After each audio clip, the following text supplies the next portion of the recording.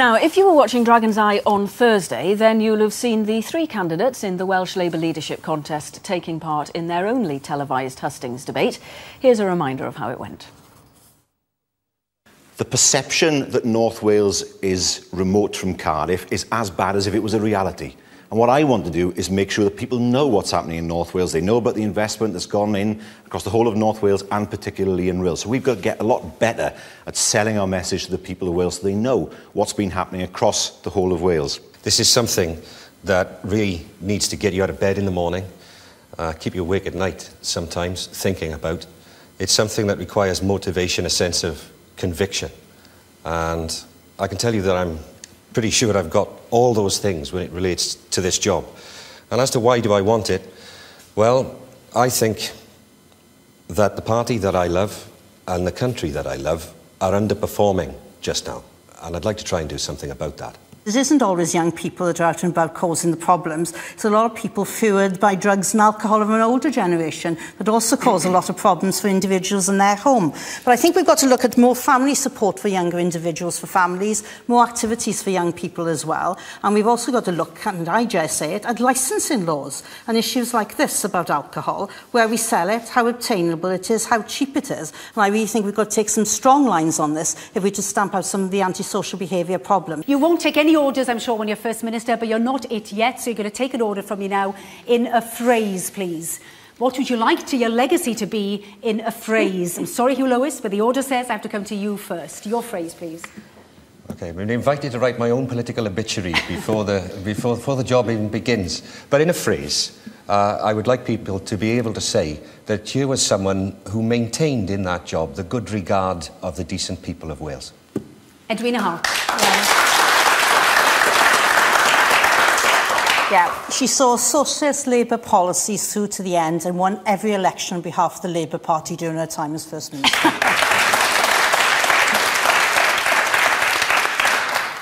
Carol Jones had a little bit more time to think. What would yours be?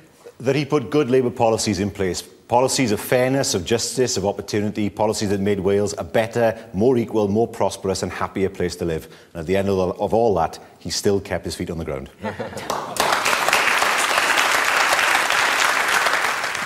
Well, you may remember that at the beginning of the contest, we spoke to two politics watchers to discuss their hopes for it and the challenges that the candidates faced.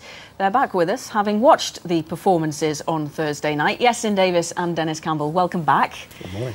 Iestyn, what did you make of it? It was very interesting. This was the first chance these candidates have, of course, to pitch themselves not just to the voters within the Labour Party, but to the wider electorate in Wales. And it was incredibly fascinating to see how they got on. Yeah, I suppose by definition, Denis, this contest has been taking place in a bit of a Labour bubble because it is the Labour members and the trades unions who actually get to vote in the contest. But it's important that the wider electorate sees these candidates and what they stand for. Indeed it is, and with a debate situation as the one we just saw, it's very difficult for someone to really win an election as a result of a debate performance. But as we've seen in many examples worldwide in the past, it's very easy to lose as a result of your performance there. Iestyn, in terms of the issues that came up, they were all the big issues, the obvious issues, no surprises there. But I suppose what it did remind one of watching it was the great financial challenges that whoever wins is going to face. It's going to be a tough ask. Whoever leads the Labour Party is going to have to make some difficult decisions in coalition about spending priorities. The winner of a Labour Party election is going to have to find a way to win local government seats. And obviously the balance between what the Assembly can fund and what local government can fund, there's a real tectonic plate sort of situation there between two very important, powerful blocks within politics in Wales. So it's not going to be an easy job, and it's going to be difficult to navigate those very sort of shallow waters effectively. And when you're talking about those challenges and how you'll cope with them, Denis, how easy is it to almost be trying to communicate with two constituencies, if you like? On the one hand, obviously, each candidate wants to persuade those with votes to vote for them. That is the interested party, the Labour Party. On the other hand, they also want to give a message out to the electorate, don't they, and to get their profile raised. Indeed, and part of the challenge that they all face right now is overcoming the incredible apathy that exists out there. I'm sure if you look at the rating numbers for Thursday night and the fact that it was on so very, very late in the evening, it probably did not as draw well as if it had drawn earlier in the evening. And I think it also shows that the traditional media reliance that we're now seeing most of the candidates use is not going to be the way in which campaigns are going to be run in the future. Yes, and what are your thoughts on how to reinvigorate the non-Labour Party members who are watching this election? Well, that's the million-dollar question, not just the Labour Party, but for anybody who seeks elected office in 21st century Britain, or indeed across the pond in America, or in any country, to be honest. What we saw was, particularly with Hugh Lewis, is trying to appeal to a wider sense of the common good, a sense of identity that goes beyond party boundaries.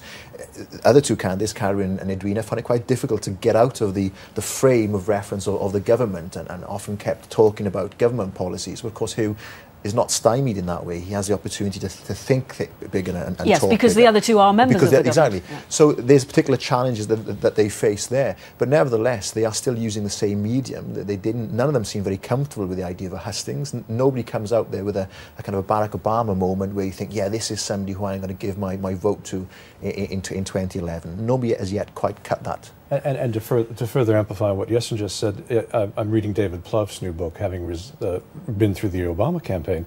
And one of the first things he said was, from a traditional, almost a product marketing perspective, if you cannot find a way in which to convince someone to follow you from an existing client, what you have to go out is you have to find new clients to bring to the table, which is something he did during his election. And I don't see an awful lot of effort being done to bring new voters in here. Is it fair to judge them on that, though, given that they are fighting a contest that is taking place within the Labour Party and the wider Labour movement? I think it's fair. I think it's very important, because this is an election for the leader of the National Assembly for Wales. This is the First Minister's election that we're having, and that person has to catalyse, it has to grab hold of the Welsh electorate and say this is something that's worth voting for. And obviously you were nodding there, that's something that you'd agree with, but perhaps the candidates, if they were here, would say, well, look, we have to take one step at a time. I have to get elected before I can start doing the kind of things that you two are describing, and so I have to get over that hurdle first. In some respects, yes. In some respects, no. I mean, you do have the limited window here of about 6 or 7 months during which a national election will be contested by a broader national election. And I think there's another issue happening here, which is the issue of gender. I think that, if you are a woman in politics today, you have got to somehow be so much better and so much more assured. There are terms that are being bandied about, sort of code words in politics today, in describing Mrs. Hart, that you would not use to describe a male candidate. And I think that here we are at the end of the first decade of the 21st century, and for that to still be an issue is a bit of an issue. It's interesting that you say that, given that one of the boasts of the Welsh Assembly is that it has managed to achieve virtual parity in terms of representation amongst Assembly members. It has, to an extent, but to a larger extent, there is still, in politics as well as in media, the issue of there being almost a glass ceiling. And, for example, you would not use the term aggressive to describe a male politician, yet it's been used, or other code words, and somewhat modified to describe Mrs. Hart's campaign. And I find that when I look at some of the dynamics, even when some of the male politicians come in and of a certain age come in and interview with you or with other members of the media, that issue is still there, like the 800-pound gorilla in the room that won't go away. All right, very briefly, any outstanding winners? Well, I was surprised at Hugh Lewis's performance. He lifted himself beyond. I'm going to have to stop you there, Hugh Lewis. I was very impressed with Mr. Just Jones. a name. All right, thank you very much indeed. That's all from me this week. Thanks for your company. We're back at the same time next week, as you would expect, but AM/PM is back on your screen on Tuesday afternoon at 1:45. That's on BBC Two Wales. And Adrian Masters returns with Dragon's Eye on Thursday night at 10:40 on BBC One Wales. Back now to John. Bye-bye.